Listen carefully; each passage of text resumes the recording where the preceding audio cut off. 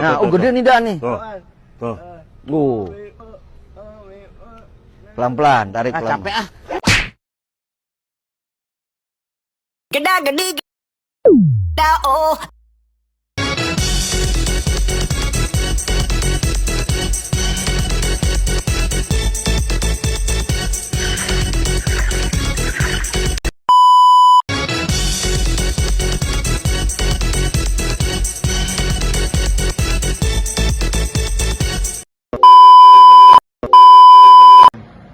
Assalamualaikum warahmatullahi wabarakatuh. Perkenalkan, kami dari kelompok 18. Sebelumnya izinkan kami untuk memperkenalkan diri terlebih dahulu. Perkenalkan, nama saya Putri Zahra Royani dengan NIM 125500096 dari Rekayasa Kosmetik.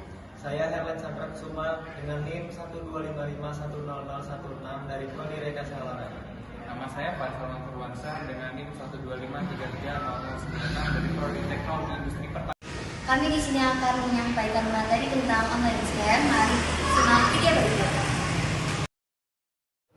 Perkenalkan, nama saya Farsaman Purwansyah dengan NIM 125330096. Di sini saya akan menjelaskan tentang latar belakang penipuan online. Penipuan online menjadi masalah krusial di era digital karena berkembangnya teknologi dan banyaknya penggunaan internet yang membuat cara penipuan semakin canggih dan merugikan banyak orang. Kurangnya pemahaman dari masyarakat mengenai berbagai cara penipuan online membuat mereka lebih sering menjadi korban, menurunkan kepercayaan publik terhadap platform digital. Oleh sebab itu, pentingnya untuk meningkatkan edukasi dan kesadaran akan keamanan cyber untuk melindungi masyarakat dari bahaya penipuan online, sekaligus memperkuat sistem keamanan dan penegakan hukum terhadap para pelaku kejahatan di dunia maya. Dengan meluasnya penggunaan internet, perangkat digital dan aplikasi berbasis cloud, sebagai data pribadi, bisnis, hingga informasi vital lainnya kini lebih sering disimpan dan diproses secara daring. Ini membuat rentannya ancaman serangan cyber seperti hacking, malware, dan pencurian identitas. Ancaman ini sangat merugikan individu dan organisasi, tetapi juga bisa berdampak buruk pada kestabilan ekonomi dan sosial. Dengan meningkatnya transaksi online dan aktivitas digital lainnya, data pribadi seperti identitas dan riwayat transaksi menjadi target utama para pelaku kejahatan cyber. Keamanan digital yang baik sangat penting untuk melindungi data pribadi dari potensi penyalahgunaan seperti online scam ataupun pencurian identitas lainnya. Untuk mengatasi kerentanan pada platform digital harus dilakukan secara menyeluruh dan berlapis, mencakup aspek teknis, kebijakan, dan sumber daya manusia. Langkah pertama yang penting adalah melakukan penilaian dan audit keamanan secara berkala, seperti penetration testing dan vulnerability assessment, untuk mengidentifikasi serta memperbarui celah keamanan sebelum dieksploitasi pihak tak bertanggung jawab. Praktikum pengembangan perangkat lunak yang aman juga perlu diadopsi oleh tim teknis, termasuk validasi input, enkripsi data, dan mengikuti panduan seperti OWASP Top 10. Supaya kita tidak terkena dampak dari online scam, maka kita perlu mengetahui ciri-cirinya sebagai berikut.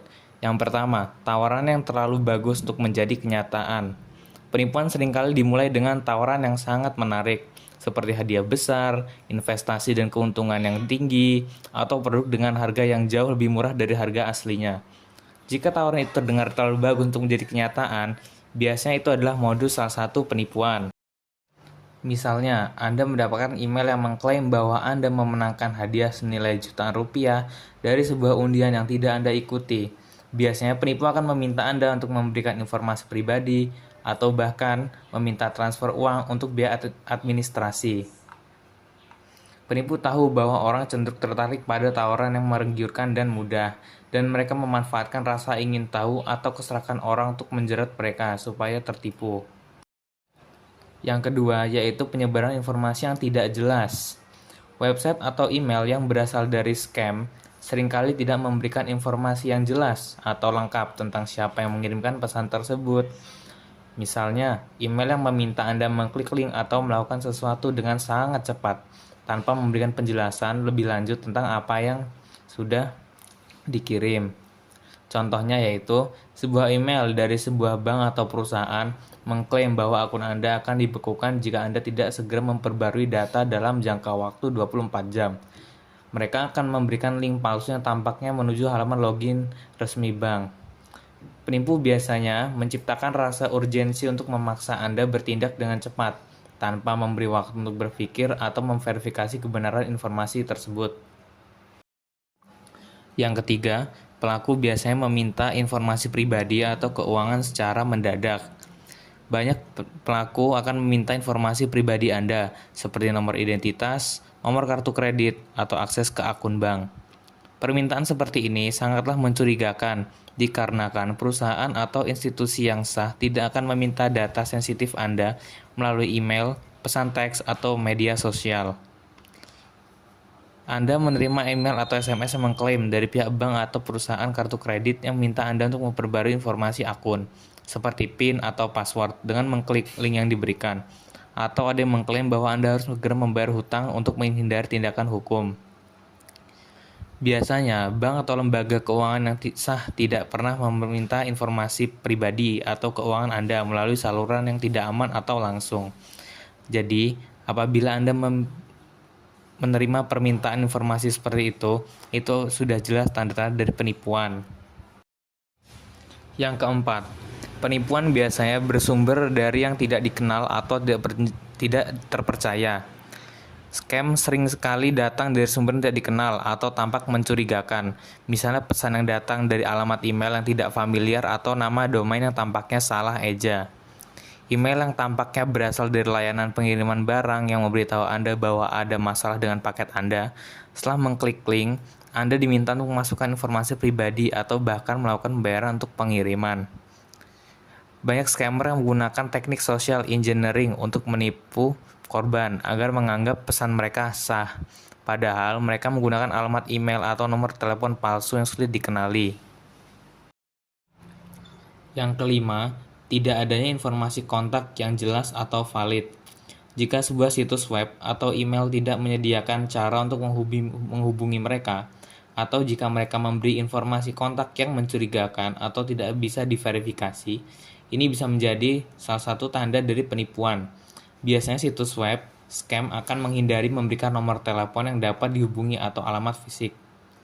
Contohnya seperti sebuah situs e-commerce palsu yang menawarkan diskon besar, tetapi tidak memiliki halaman tentang kami, nomor telepon, atau alamat kantor yang bisa diverifikasi.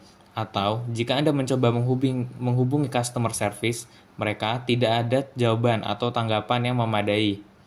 Perusahaan atau lembaga yang sah selalu menyediakan informasi kontak yang jelas dan dapat dipercaya. Ketika informasi ini tidak ada atau sulit ditemukan, itu adalah indikasi bahwa situs tersebut tidak bisa dipercaya atau scammer. Baik teman-teman, jadi kesimpulan yang dapat diambil dari materi-materi yang telah disampaikan oleh teman saya tadi yaitu penipuan online menjadi masalah yang sangat serius dan terus berkembang seiring dengan kemajuan teknologi serta meningkatnya penggunaan internet. Teknik penipuan yang semakin banyak mengancam keamanan finansial dan data pribadi masyarakat serta menurunkan kepercayaan masyarakat terhadap layanan digital. Kurangnya literasi digital dan cepatnya transaksi digital di Indonesia membuat banyak orang mudah menjadi korban.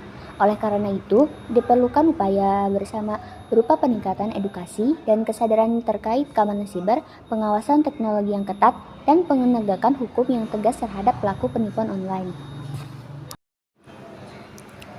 Oke, baik. Mungkin segitu saja materi yang dapat kami sampaikan. Mungkin kalau kurang atau salah bisa dikoreksi. Dan mungkin yang ingin bertanya bisa di komen aja ya. Oke, terima kasih. Sekian materi yang telah kami sampaikan, kurang lebihnya mohon maaf. Sekian dan